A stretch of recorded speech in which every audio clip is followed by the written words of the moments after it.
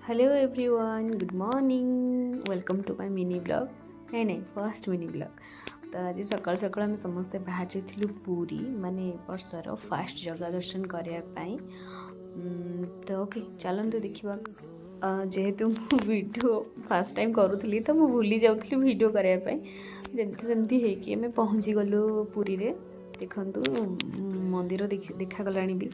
तो सेठी आमे जाइकी दर्शन सारिलु। जेहेतु आज एकादशी थिला और संडे भी थिला तो मंदिर रे बहुत गहली थिला, फिर भी जगार कृपार आमे भलसे दर्शन करदेलु। तापर सेठु दर्शन सारी आमे बाहरिलु माता मठ, जोटा कि पुरी रे ही अछि, आपण मन जानी थिबे। तो सेठी जाई आमे देखुथिलु सब। एक्चुअली सेठी ना आपण पूरा वृंदावन वाला फील ही आसीबो।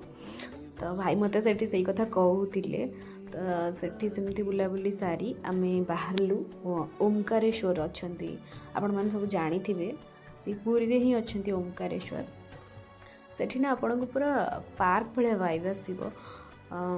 तो आमे आसलु मंदिर भितर को। देखंतु एठी आपण को देखाउची, एठी विष्णुंकर गोटे शयन अवस्था रे गोटे बड़ मूर्तिटे अछि। आपण देखिबे जेमती लागिबो आपण को भगवान को आपण सप्तरे पाखरु देखुचंती, एमती भगवान।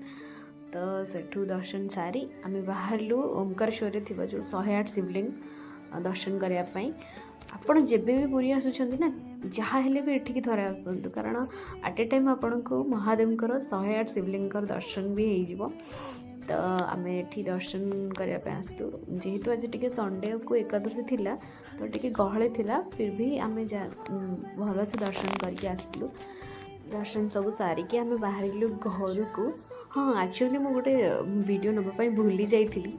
से ओमकारेश्वर मंदिर आगे महादेवकर गोटे बड़ मूर्ति अच्छी, आपड़ से जी बहुत भल लगे। दर्शन फर्शन सारी आम बाहर घर को, कारण से बहुत लेट ही होता। तो आज एमती किसी ब्लॉग।